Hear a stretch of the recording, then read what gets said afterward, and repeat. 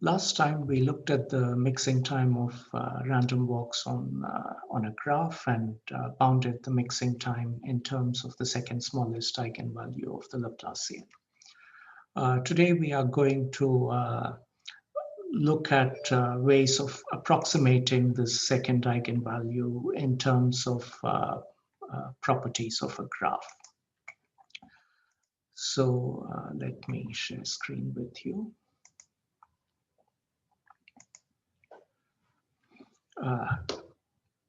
Okay, so today we are going to recall the definition of the conductance of a graph, and we are going to bound the second eigenvalue of the Laplacian in terms of the conductance.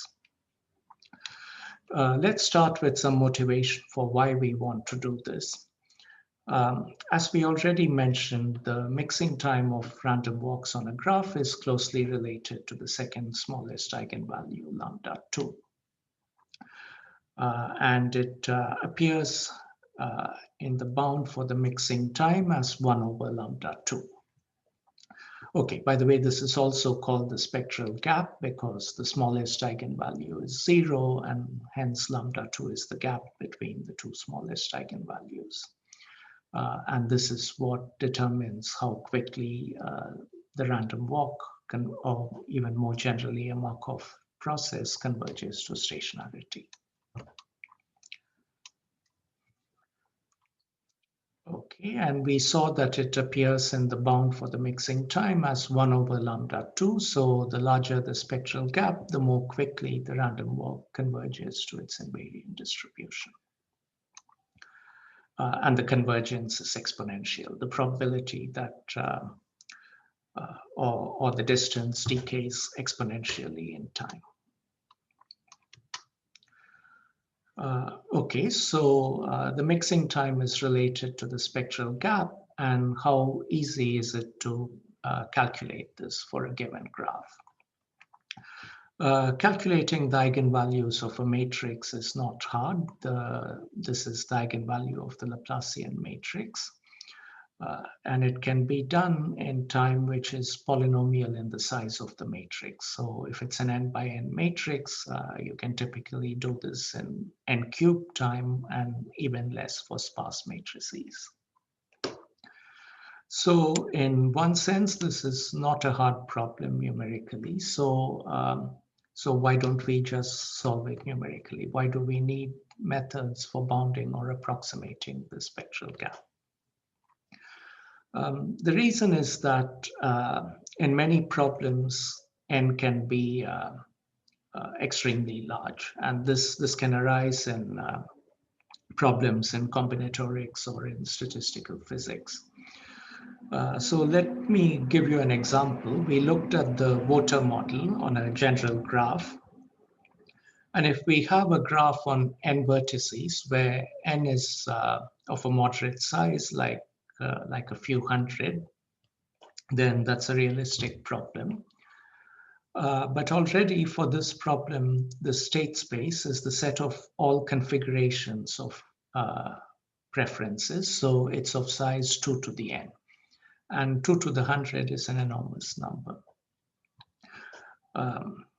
So similarly, in statistical physics, there's a very famous model for ferromagnetism known as the Ising model. And this is quite, in fact, very similar to the water model. You have each vertex in a lattice or in some other graph has a spin which could be up or down, and the energy of the configuration depends on how the spins at the different vertices are, whether they line up or are in opposite directions to each other. And so the state space of the Ising model is also of size 2 to the n if the underlying lattice or graph has n vertices in it. And again, that means that we cannot explicitly numerically calculate lambda 2 for realistically sized problems. Similar things arise in combinatorics. If you want to simulate card shuffling, for instance, then the set of the number of permutations of 52 cards is 52 factorial, and that's again an enormous number.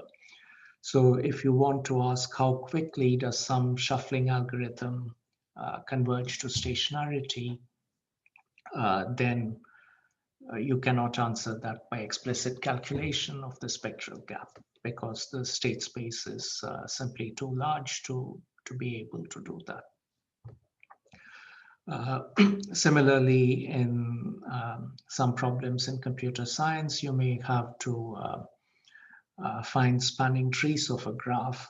And again, if you want to, say, sample a spanning tree uniformly at random by performing a random walk on spanning trees, then the number of spanning trees is huge. So again, the mixing time of this random walk cannot be calculated explicitly. So there are lots of such examples where in what seems like a moderate-sized problem, the state space is actually combinatorially large, and therefore you cannot numerically calculate the spectral gap.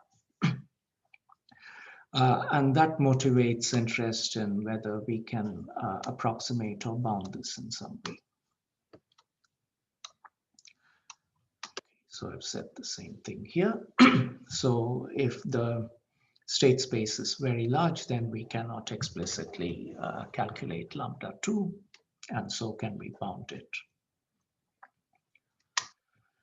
Okay, and bounds are going to be in terms of the conductance of a graph, and let me recall the definition. We came across this quantity when studying rumor spreading, and there we defined the conductance of a matrix, a non-negative matrix. And it's exactly the same definition. So by the conductance of a graph, we mean the conductance of its adjacency matrix, which is a non-negative matrix. And if you look back to the definition we saw while studying rumor spreading, you'll see this is exactly the same thing, just expressed in terms of the graph rather than in terms of the matrix. So how is it defined? So we calculate this ratio. We pick a subset S of the vertex set, which is neither empty nor all of the vertices. We count the number of edges crossing from S to S complement. That's the numerator of this expression. And in the denominator, we have the size of S, the number of vertices in S, the number of vertices in S complement. We multiply those two, and we rescale that by the total number of vertices in the graph. N is the cardinality of the vertex set. Okay, so if you like, you can think of the cardinality of a set of vertices as its volume. So in the denominator, you have a normalized measure of the volume of the set S. And you can think of the number of edges crossing from S to its complement as the surface area of the set. So we are normalizing the surface area by the volume, and then we take the minimum over all subsets of the normalized surface area, and that's the conductance. So this is closely related to a quantity called the isoperimetric constant, and that's simply, that doesn't have the S complement or the N here. And that's indeed just normalizing the surface area by the volume and taking the minimum. Okay, and you can give, you can relate the spectral gap either to the conductance or the isoperimetric constant. We've chosen to do it with the conductance because it's already a quantity we've come across. So this is the definition of conductance. And how, okay, so the question now is, we said lambda 2 is hard to calculate and we are going to approximate it by the conductance. So how easy is it to calculate the conductance? Now, if you look at the definition, we have to minimize this over all possible subsets S of the vertex set. If the vertex set is of size n, then the subset, the number of subsets is of size 2 to the n. And that's a lot bigger than the size of the vertex set. We set out by saying that this problem could be hard because the size of V is big, but then the size of the total number of subsets of V is enormously big. And so to minimize over all possible subsets by computing this ratio over all possible subsets seems unfeasibly hard. So is there a better way of doing this? Is there some algorithm which can calculate this minimum without looking at all possible subsets? Unfortunately, to the best of our knowledge, the answer to that is no. Okay, so I've just repeated that we are going to bound lambda 2 in terms of this, but computing this is in fact much harder than computing lambda 2 in general. Lambda 2, we know algorithms for computing lambda 2, which are polynomial in n, but we don't know algorithms for computing the conductance, which are polynomial in n. And we don't think such algorithms exist. If we could find such an algorithm for this problem, then we could find an efficient algorithm for a whole class of problems which are believed to be hard. In a sense that is in a notion of hardness which is standard in computer science and which I'm not going to go into. But if you're interested in this, you can find plenty of material online about what it means for a problem to be NP hard. Okay, so it seems we've done something very perverse. We've taken a quantity which is easy to compute relatively, and we want to approximate or bound it in terms of a quantity which is hard to compute. That's a totally crazy thing to do. Why are we doing that? Okay, the reason we are doing that is that even though it's hard to compute this in general, in many examples, like the motivating examples I gave of easing models on a lattice or certain combinatorial optimization problems which come up with in very symmetric settings, then the graph has a lot of symmetry, and so we can come up with some nice ideas if not to calculate this exactly, then to get further bounds or approximations for the conductance. Okay, so even though it's crazy to attempt to do this in general, to attempt to bound lambda 2 in terms of the conductance in general, there are practical applications where this is feasible and this is a sensible thing to do, and that's why we are studying it.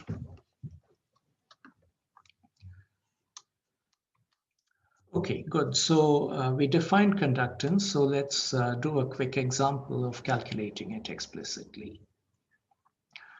Just to make it very concrete in your mind. So the example we are going to study is again one we've seen before. It's the star graph on n nodes.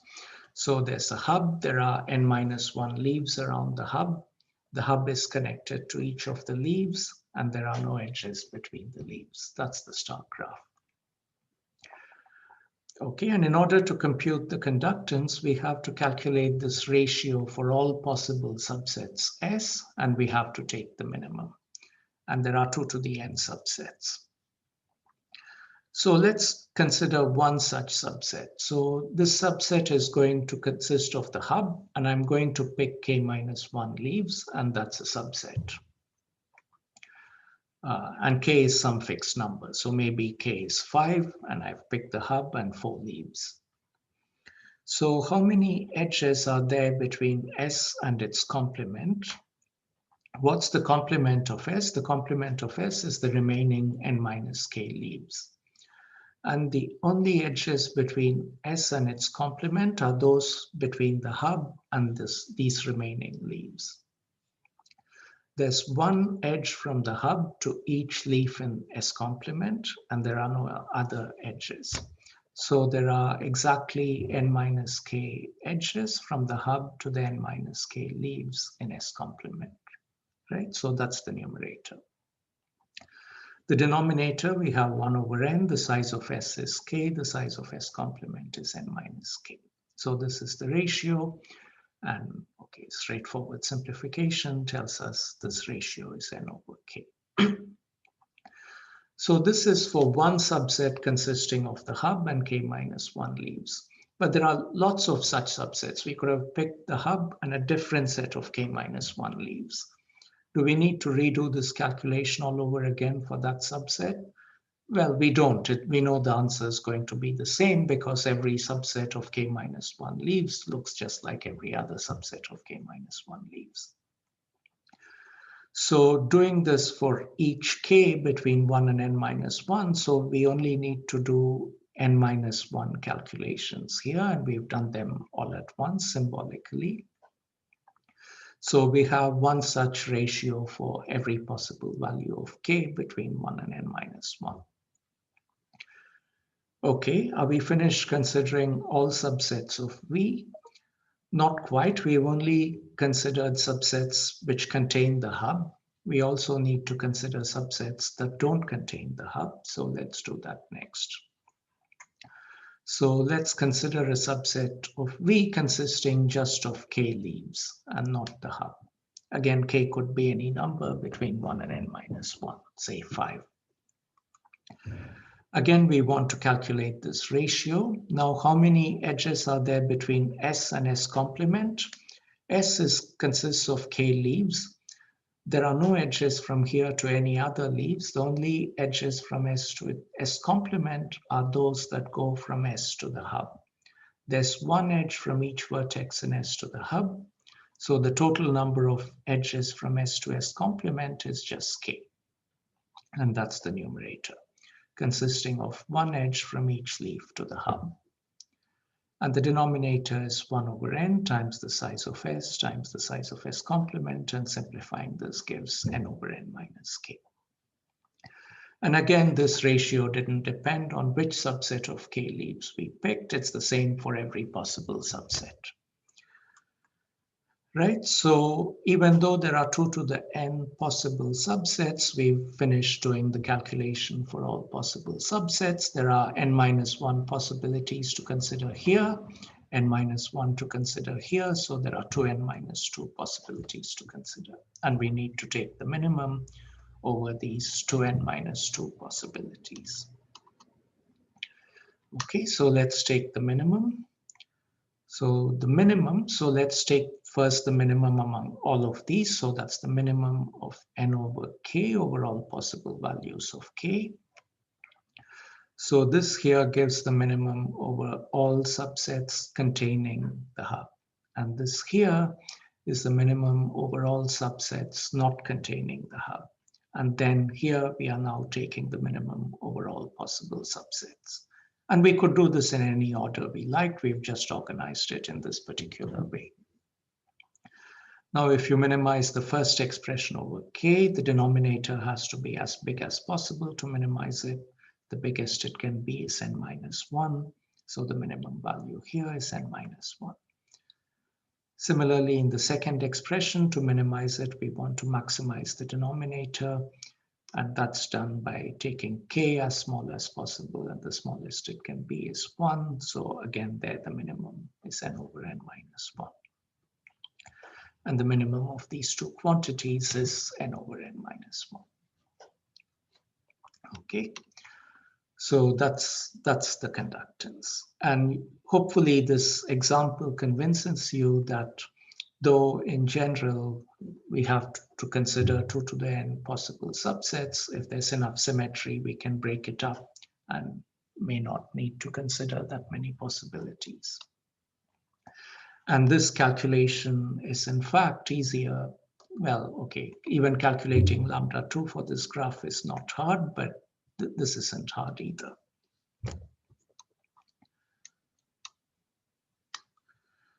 Okay, so if we can calculate conductance, how do we use that to bound the spectral gap? And so I'm just going to state this result here, which gives us the bounds.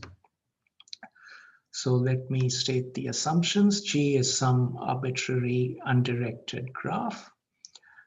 So it has a symmetric Laplacian matrix. And lambda 2 is going to be the second smallest eigenvalue. It's going to denote the second smallest eigenvalue of the Laplacian. The smallest, as we already saw, is 0. And phi is going to denote the conductance of this graph. Okay, then the result, this should be a lambda 2. Then the conductance is bounded below and above by the spectral gap in this way, and you can rearrange this to bound the spectral gap in terms of the conductance.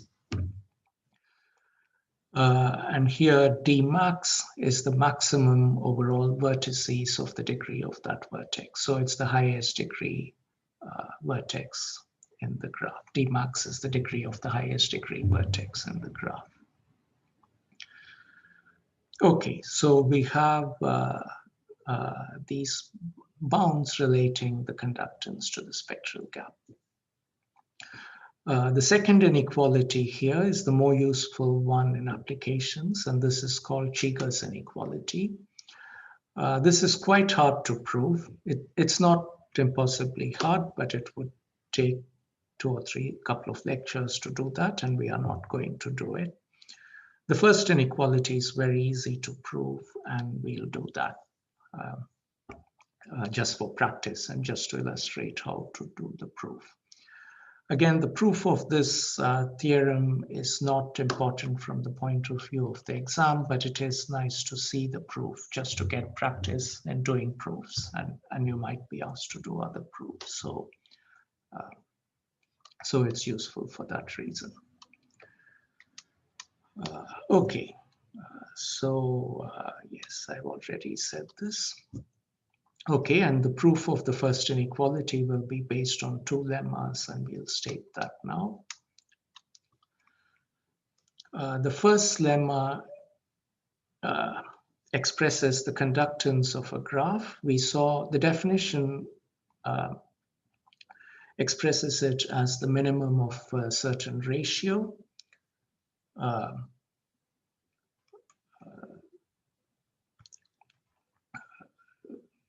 The definition expresses it as the minimum of a certain ratio of edges to vertices, and here we are giving a somewhat different definition in terms of minima. The second lemma expresses the spectral gap also as a minimum of exactly the same expression. So the expression that we are minimizing is the same in both cases, but the minimum is over a different set. So for the conductance, we are minimizing this ratio over 0, 1 vectors of indexed by the vertex set. So 0, 1 vectors of length n, apart from the all 0 or the all 1 vectors. Okay, and for the spectral gap, we are minimizing the same ratio over all vectors in Rn, length n vectors over the real numbers, which are not constant vectors. So they are not in the span of the all 1 vector. So we are excluding all vectors which are constants, including the all 0 vector. Okay, so make sure you understand the statements of these lemmas very clearly. Let's not go to the proof yet, but make sure you understand the statements. And the notation, in terms of the notation, whether I write to the power v or the power n here, it means the same thing.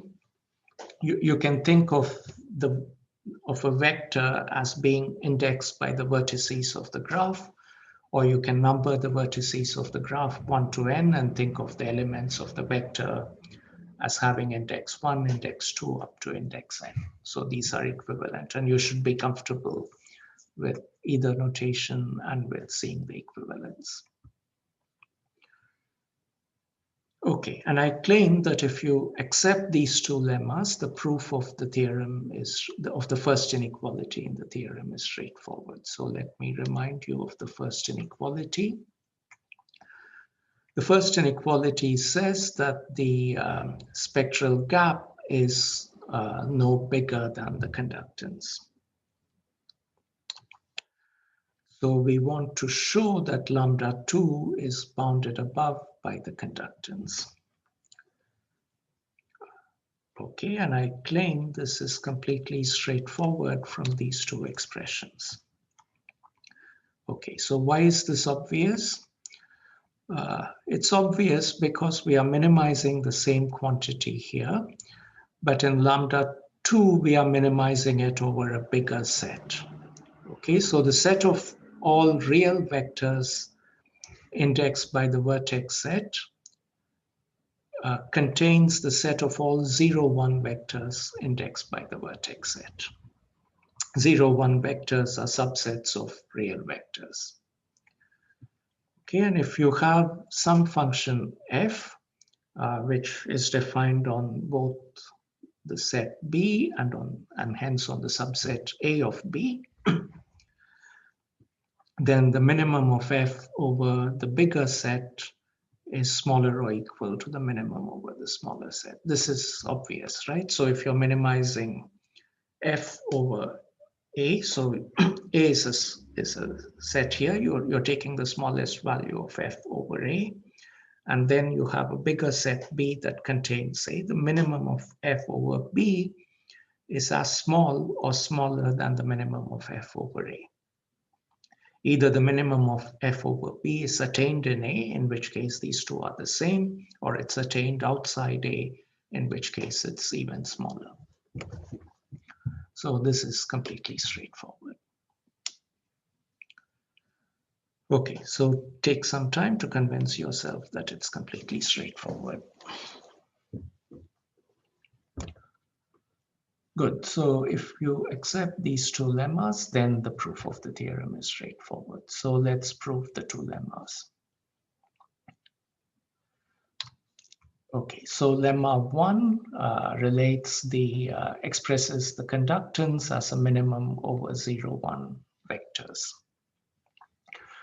And the way to prove that is to note that there's a one-to-one relation between subsets of the vertex set and 0, 1 vectors indexed by the vertex set. Simply set the vth element of the vector to be 1 if the vertex is in S, in the subset S, and 0 otherwise. And to go the other way, given a vector, pick S to be the set of coordinates which are 1. Okay, so there's this one-to-one relation. And then what's the numerator of this expression? The sum over all edges of xi minus xj squared.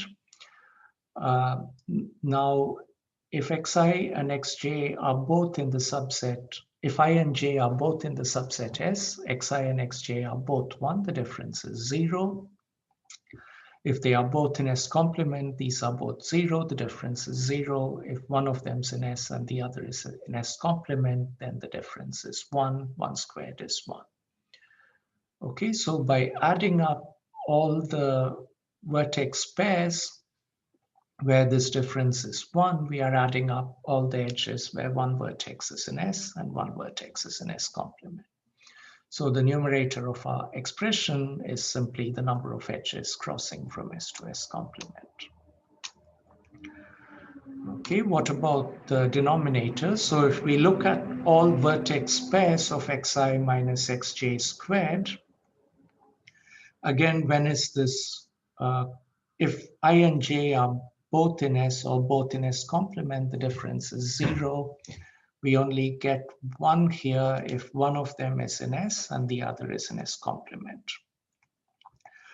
But here we are counting ordered pairs of vertices, whereas when counting edges, we were counting unordered pairs. So here we count a 1 if I is in S and J is in S complement.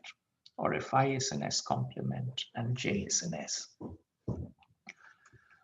Okay, so we count each edge twice here, and so we get 2 times the size of S times the size of S complement. So that's what we have for the denominator. So let me go back to the statement of the lemma. Okay, so here, that's why we need a 2n here in the denominator here, whereas when defining conductance, we just had an n, and similarly a 2n here.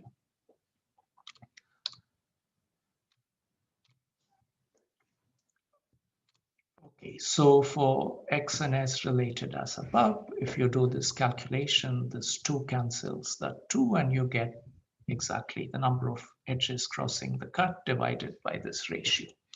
And so minimizing overall 0, 1 vectors is the same as minimizing overall subsets here, which was the definition of the conductance.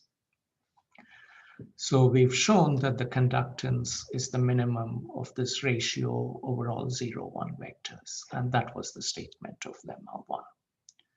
Okay, so we finished proving lemma 1. What about lemma 2? So let x be any real vector which is not constant. Then if you define C to be this constant, take the inner product of x with the all 1 vector, divide this by n, and subtract off this corresponding multiple of the all 1 vector from x. If you do this, you can check very easily that y is orthogonal to the all 1 vector. That's why I defined y in this way.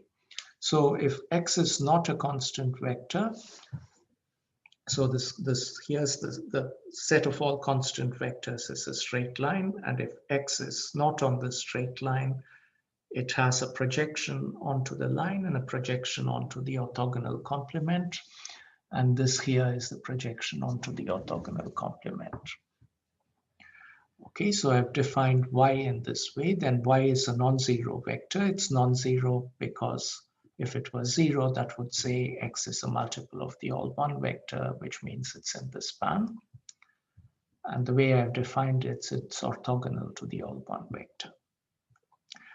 And what is y? Y is obtained from x by adding or subtracting a constant to every element of x. So xi minus xj is the same as yi minus yj for any pair I and j of indices. Okay, so this is how we've defined y. And why have we done this? We are now going to use the Rayleigh-Ritz theorem, which says that the spectral gap, the second eigenvalue, is the minimum over the orthogonal complement of the eigenvector, the all 1 eigenvector corresponding to the smallest eigenvalue 0. So lambda 2 is the minimum over the orthogonal complement of 1 of this Rayleigh quotient y transpose Laplacian y over y transpose y. Okay, so let's start with this definition of lambda 2. And we saw earlier that for any vector, this quadratic form involving the Laplacian can be expressed as the sum over all edges of the graph of yi minus yj squared. We saw this a few lectures ago, and remind yourselves of this fact. So the numerator can be written as the sum over edges of the squared differences. What about the denominator? Okay, with a bit of calculation, you have to go through this patiently. So let's calculate the sum of squares over all vertex pairs.